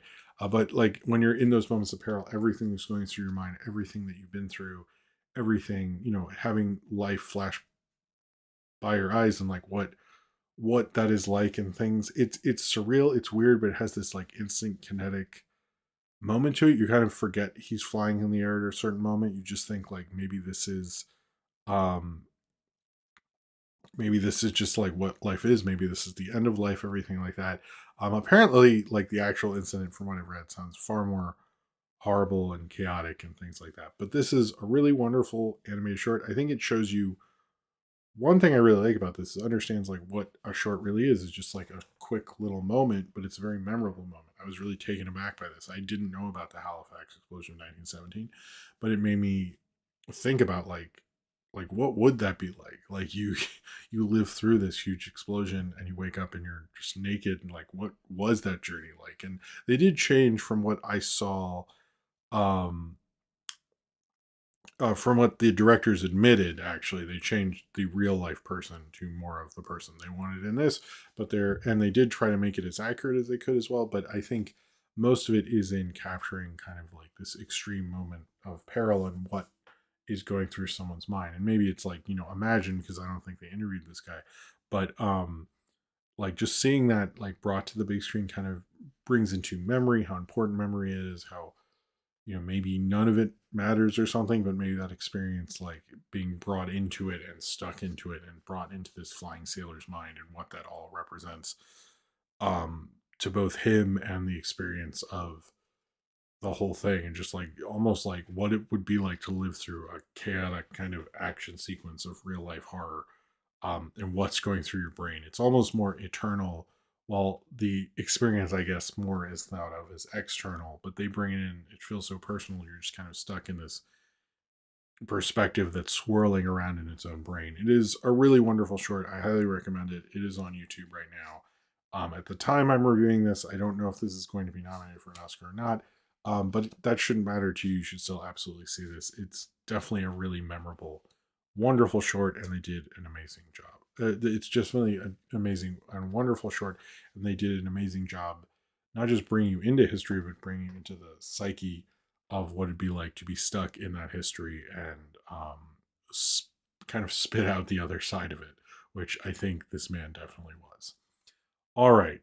Um, I hope that was. I feel like the tone between the chat and me was a little weird there, but okay. Let's do questions. I have 2 Patreon questions which I'll do first. If anyone else has questions, please put them in the chats. And yes, that's how we're going to do it. Cool. A Megan sketch? I don't know if that sounds bad or not. I'm curious. Okay. Here, Nathaniel Focus says, what's a movie TV show you have a hard time believing came out a decade ago this year? A decade ago this year. Thanks for being here, Izzy. Um, uh, what was I gonna say? Okay. What was it? Oh, a decade ago this year. Almost that. I guess Gravity Falls would be one. Gravity Falls feels like that long ago. Oh, Modelo Butterfly. Cheers to you. Thank you for the super chat. Um, yeah, let's go with Gravity Falls. I'm still like, there are episodes of The Office that are 10 years ago. There are episodes of like Parks and Rec. Wasn't Craig Ferguson still on? Stuff like that is just like, wow. Um, Austin says, "Hey Jim, great show tonight. I'm always happy when you stream, and you always make it a great show. My question for you: what were some of your favorite pieces of media from 2022?" I don't want to say movies because I will do a top 10 best movies this of the year. Best piece of media of 2022. I guess it'd be like shows and stuff. I still like Harley Quinn a lot. I still like. I just recently watched the show Bad Sisters, and I really like that. And I think that's from 2022, but I'm not sure. I guess Abbott Elementary would be high up there. I'm gonna just say Abbott Elementary. Let's just go with that. Okay. Let's do some questions here. Cornbread says, currently prepping to make a birthday cake for my niece's birthday in a few days. I'll post pictures in the Discord. Oh, cool. I'm curious to see those. And I wondered, any particular birthday cakes you remember from childhood? We had a, well, I did have some birthday cakes, but my mom would usually make me a pecan pie, actually. And that was like my big thing. But there were some like chocolate birthday cakes. There was one birthday cake my grandma made, and she put too much sugar in. And my brother and I loved it, and she was very embarrassed. So I still remember that. It was a good cake. It had a lot of sugar in it, but it was real good. She was like, I messed up. I'm like, no, you did not. But I was happy. Austin says, thoughts on that Chunk helped Kehun Kwan with his movie deal. I think that is amazing, by the way. I love that the idea that the Goonies are still friends. And, the Goonies wasn't something I saw till I was older, but I think that's a nice little Hollywood story. That's all. I think that's great. Nathaniel Foga, thoughts on eggnog? I don't really like it, to be honest. People will give it to me, and I drink maybe a glass sometimes, and then it winds up not getting drank usually. You heard about the root? Oh, Nattenbach 64. You heard about the news regarding Megalopolis? I have heard that news. I will say, sorry, I'm just keeping the energy up. I don't think that's sort of how Coppola is with productions. So to me, it's like, oh, he's definitely making the movie because he like fired his whole special effects team on Dracula, and that turned out great. So there you go. Lauren Jones, do you have a potential Shrek 5? Do you think a potential Shrek 5, sorry, would use Last Wish's more cartoony style or stick with the realistic animation style of previous installments? I think it'll probably do the Last Wish thing. That's sort of what has been insinuated.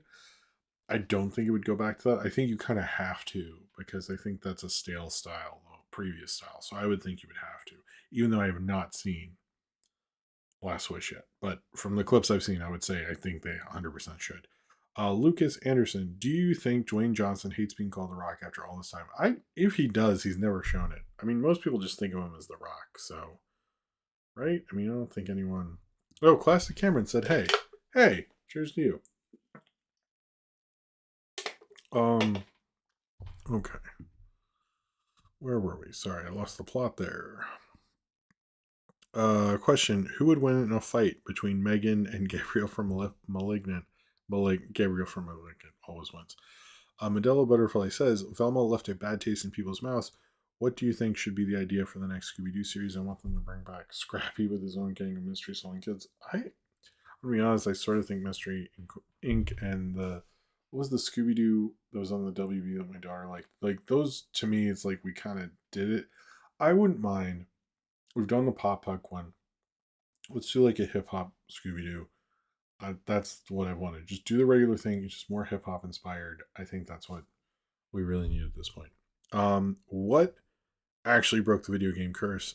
Embla T. I don't think there is one as much as people want to keep bringing that up because like Sonic, I think really was it. But I also think like Wreck It Ralph did. I think other things that I think it's like I sort of don't even think it is one movie. I just think it sort of happened over time, whether it's Hardcore Henry or something like that. Just the idea of video games into movies happened, and then movies happened. So I don't. necessarily agree that there's a curse anymore. But like we're on our third Sonic movie. Like it's over. Like it's happening. It hasn't happened to the degree I think people wanted to happen. But we'll see after the Mario movie. That's going to be interesting. Do you believe the video game? Oh, wait, that was the same question. Oh, it was the same question twice. Oh, well, that's why I got confused. Well, I answered Nathaniel. I was like, wait, what do I? Okay, cornbread. Okay, Mister. Hard firm prediction now. What studio is getting two animated Oscar noms? Pixar, DreamWorks, or Netflix? Another option. From what I predicted, I don't think anyone is, right? I don't think anyone is getting two this year. I don't think Disney is. It'd be like their other two, what? It's Lightyear and Strange World, and I don't think that's happening. I think DreamWorks should, based on the year they had. Um, yeah, I think it's going to be Spread the Love because what Marcel's like A24, something like that. I do think Pinocchio is just going to win because it's Del Toro. I mean, putting Del Toro as having it be Guillermo del Toro's Pinocchio helps it tremendously. Like Nightmare Alley got a Best Picture nom. I don't think I heard anyone talking about it. Like, there's so much love for that guy. It was such a smart move putting that on there. I don't think I I don't think it is happening this year. Maybe a different year, but not this year. The Rock the Rocket Lomax. It should be DreamWorks though. Rocket Lomax, with the recent success of Skinamark and The Last of Us being made in Edmonton, Alberta, is this the beginning of gentrification of my town?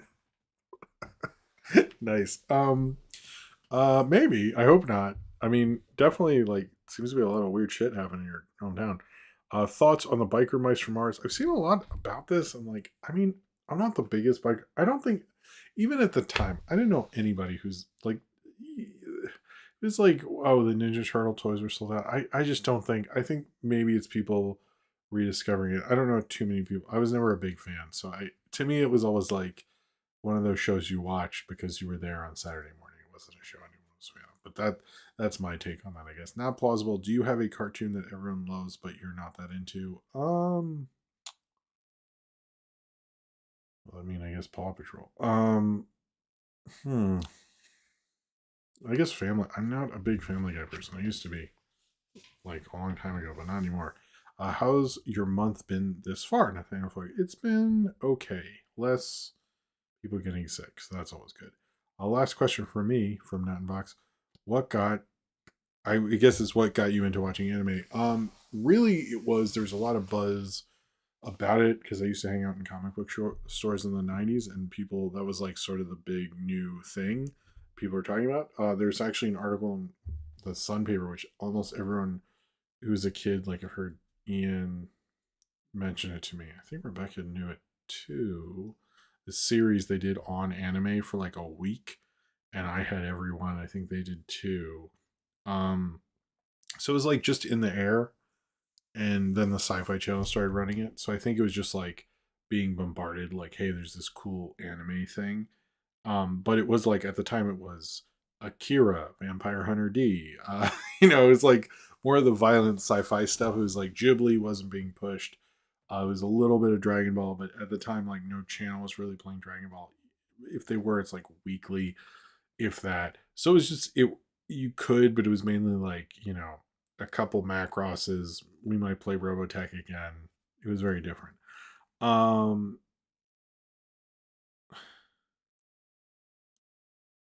oh, Blues Clues theme. That's cool. Are you disappointed that Vin Diesel isn't in Avatar 3? You know what? I'm more disappointed. Why isn't Arnold Schwarzenegger in any of these avatars? Like, how has that not happened? You know what I mean? It's, that's kind of my take on that. Is like Vin Diesel, who cares? But let's get more of the Cameron crew in this. Is the world ready for a Monster Squad remake? No. Monster Squad is great. I recently watched that. I loved that movie. That was so wonderful. Like I think it missed it. I think it was too early because I think it is more of like a 2000s movie. Other than that one joke about the girl saying they thought was a virgin and stuff. That's really funny. I know it's like super inappropriate, but it is funny. So I don't want to. I really do like the monster. I should review it because that the thing with the army is really funny and everything. They Shane Black wrote a good script. I gotta say that was a good kids movie. I'm excited to watch that with Sophie.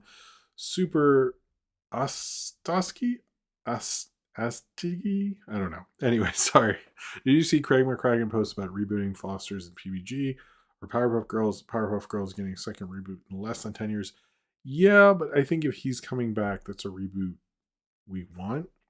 And I think whomever is rebooting it is sort of thinking like, because that didn't really work and people hated it so much. I think it just like it didn't really like even the kids didn't like it. Like, and I think Powerpuff Girls is a legacy brand where like parents want to watch it with their kids or moms want to watch it with their daughters and stuff, and they don't want to watch like twerking and stuff like that in Powerpuff Girls. That's not really what that show is. And even when I talk to people about it, like some people liked that it went that far and was like weird and stuff. So I think that actually hurt that reboot more than people actually want to talk about it, because most people I talk to who are adults who still revisit it aren't interested in a lame, sanitized Powerpuff Girls. So I think that's actually part of it. And this is not just these are actually not opinions of animation people. These are just normal people I ask. So I think that's probably a big part of it. Embla T, who is Kiri Sigourney Weaver's dad? Was it Norm? This is an Avatar question, by the way. I know. I sort of think it's Norm. I think it is. I mean, come on. Wouldn't their kid be like splashing in the water like that? I think, yeah. Who would win in a fight, RoboCop, Megan, or the IRS? Not plausible. I'm going to say RoboCop, but I think Megan and RoboCop would have a good fight. The IRS would. I think they would team up to destroy the IRS, and they would fight amongst each other. Austin, did you see that Ari Aster trailer? Bo is afraid, and he thought, sorry, I did not get to that. It looked very Charlie Kaufman. It looked not as like, I don't know. That looks very interesting, but it also looked like, I don't know if what I saw was makes sense, but I'm interested in it. Slipping Jimmy is a Breaking Bad spinoff. That's funny. Let's see. Thoughts on Brendan Fraser winning Best Actor Critic Choice. Also Henry Selick. Congratulations, as he was also. Henry Selick, congratulating him. That's cool. Good for him. I think Brendan Fraser is sort of a lock for definitely a nomination. I would say he's almost a lock for win. It's between like him, Colin Farrell, and Austin Butler, but I think it's sort of there's so much love for Brendan Fraser. I think he's just going to take it. What's new, Scooby Doo? Thank you, Ryan. Do you consider yourself a wise old sage or a wise old baby? Probably a wise old baby. I hope a wise old baby. I don't know. Lucas Anderson. Hello. Seriously, what's Disney's game plan for when they run out of their classic cartoon movies to make into live action versions? I don't know, but they don't have too many more announced. I actually think they should make a Black Cauldron show, because it's like it was interesting they did Willow as their like how we counter Lord of the Rings and House of the Dragon and stuff. But I kind of think there's like 7 books in the Black Cauldron thing. I think that would have worked better. But I think they'll probably run out because it doesn't seem like people like them anymore. I think after you did, because you've done Beauty and the Beast, Aladdin, Lion King, and you're doing Little Mermaid. Once you're past the Renaissance, and you've done all the classic ones, like Disney does have a lot of big cartoons, but like there's a certain point where like I don't know how much good but the public cares about the Great Mouse Detective. It's not a criticism of it. It's just like, or a live action Oliver and Company. I don't think it's going to go on too much longer. All right, at least I hope. Uh, Nathaniel Foyer, you ever have a hard time keeping up with shows or movies that frequently come out? Yeah, all the time. I try to not let it bug me. I think that happened more recently. Oh, we have a super chat I missed, which I will get to. But yeah, it's always hard to, I think. During COVID more so with kids. But yeah. Super Kirby Dude asks, what HB cartoon would you bring back? Well, cheers to you first off. What HB cartoon? I always thought Top Cat could come back and be a bigger thing, to be honest with you. I always thought that. And I used to try to come up with ideas for it. So I think it could. Cornbread, on a scale of 1 to 10, how upsetting is it that all of your MC lives have been between Spider-Verse trailers, so you've ended up skipping over them? That's true. I'll say this. Oh, you're right, Ryan. Thank you. I will go do that after this question. Thank you. I'm so sorry. Cornbread. Yeah, okay. I do really like the trailers. They've been amazing. That first one with his mom was really good. It's I actually really want to see that like in the biggest screen I can. I don't know. There's not too much to say over than like, can you believe like what they're doing with this? It's kind of interesting because it feels like it's more about like Miles and Gwen and this new crew rather than Peter B. But we don't really know. I think it's going to be an interesting group of spider people. It looks like a even crazier movie than before. All right, I'm gonna go. I'll be right back. I'm gonna go get something.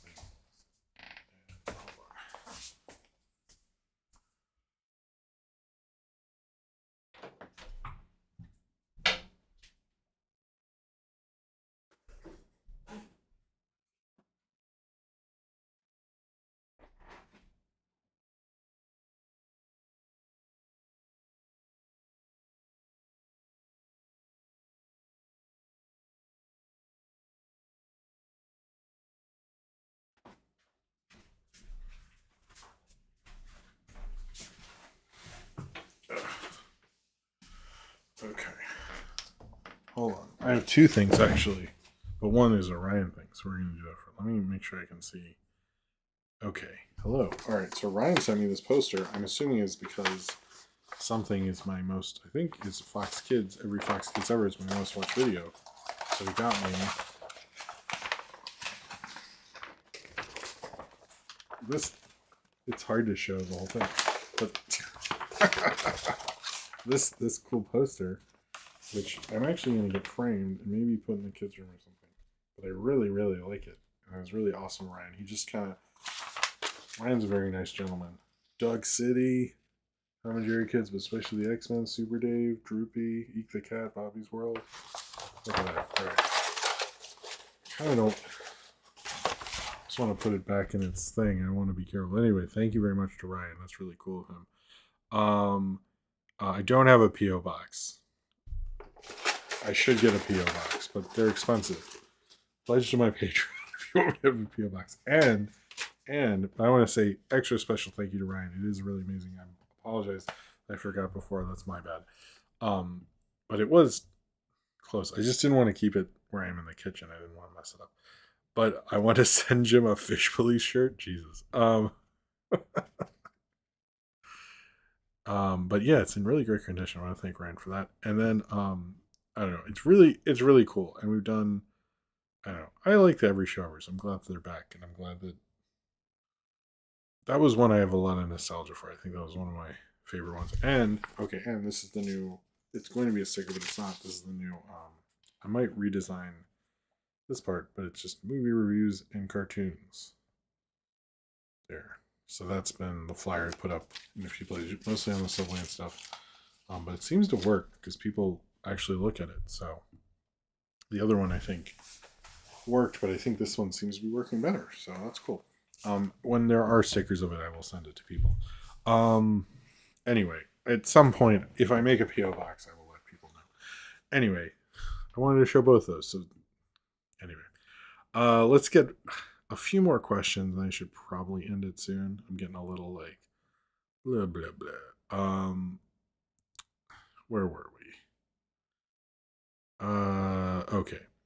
The Thanophobia. Let's find someone who I haven't asked. Okay, Jacob Shelter. Which Mel Brooks movie would you rate personally recommend to introduce to a modern audience and why? God, I want to say Blazing Saddles or The Producers. I think a lot of people, if you're into Mel Brooks and you like Star Wars, I think most people start with Spaceballs. I think it's a good movie. So, like, why the fuck not? That's how I feel about that.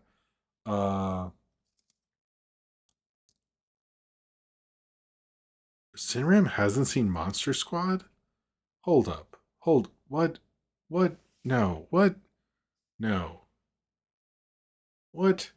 Okay, Sinram says Monster Squad is the only Shane Black written movie that I have not seen.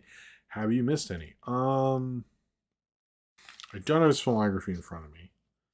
I didn't see his Predator movie, and I don't think I've ever seen Last Boy Scout Sober, and I was gonna say I pretty much didn't see it. Okay. Say that one. Major Rekazawa.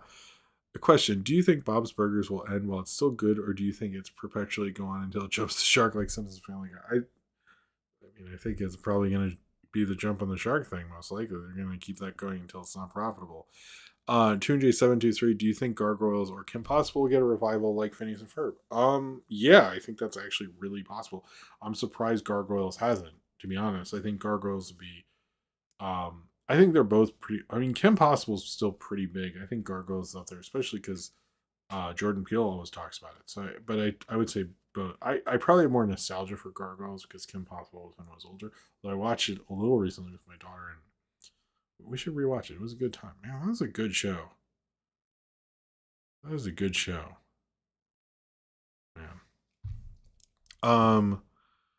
Do we have any more? I think that's a question. Any food place in New York that that I'd recommend? Oh, there's like too many. I don't know. If you're gonna get dollar pizza, make sure it's good. Okay. I think we got everything. Did we get everything? All right. Oh, I didn't know it was directed by the guy who did Monster Squad. That's interesting. All right. So I want to do another stream next week just to go over the Oscar nominations. What I think I'm going to do, by that time we'll obviously know what's nominated for Best Animated Feature, Animated Short. Sorry, we'll also know Animated Feature and Art Direction, I guess. But each of the streams I like to review a different animated short. It's always hard to see the animated shorts online, so what I might do is if I don't get them all, I would like to do as many as I can. So that's going to be like kind of a mini thing there. Um, yeah, I want to have. I think the Banshees of Isherin or whatever. I'm going to learn how to say that correct. I would like that to come out on Tuesday, and I want to do other ones like the Willow TV show review is going to come out then. As I said, I kind of mentioned it, but just to clear something up, I am probably going to make a new version of the Mando song. That is the only resized video that will actually go up on YouTube. Um, the other ones are just on TikTok and Instagram. So if you see a video you've seen from me before that's been just sort of verticalized, that's the only one. I just thought, let's try to push it out again. I'm never going to try again. So if you really hate that, I'm sorry. And I think that is everything. Anyway, let's say thank you to Ryan again. I kind of see. Here's the thing about it. It's not so much that I don't want to show it. It's that I'm very precious about it because it is really cool. So I want to say that. Thank you everyone who's watching, who's a newer viewer, either through Saber or through a flyer or through a sticker or something. This channel's had a really good week, and I want to thank everyone who's watching and everything like that. Um,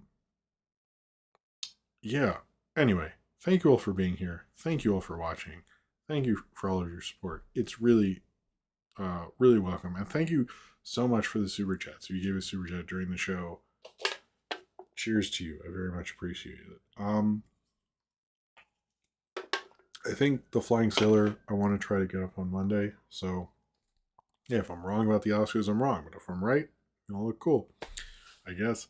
But other than that, thank you all for being here. Thank you for being active on the Discord. I think this was a good show. I kind of fumbled the Justin Roiland thing, but other than that, I think it worked out. and and yeah, I think that's about it. All right, you all have a great night. You all be good. Like the video if you haven't already. And should I call Cornbread Little Cat? Because you always call me Big Cat Cornbread. I feel like I should call you Little Cat. Anyway, you have a good night. Everyone have a good night. Stay safe. Enjoy the Oscar nominations, and everybody get some sleep. And I will see you all. Where are we? I will see you all next time. Good night, everybody, and thank you for being here.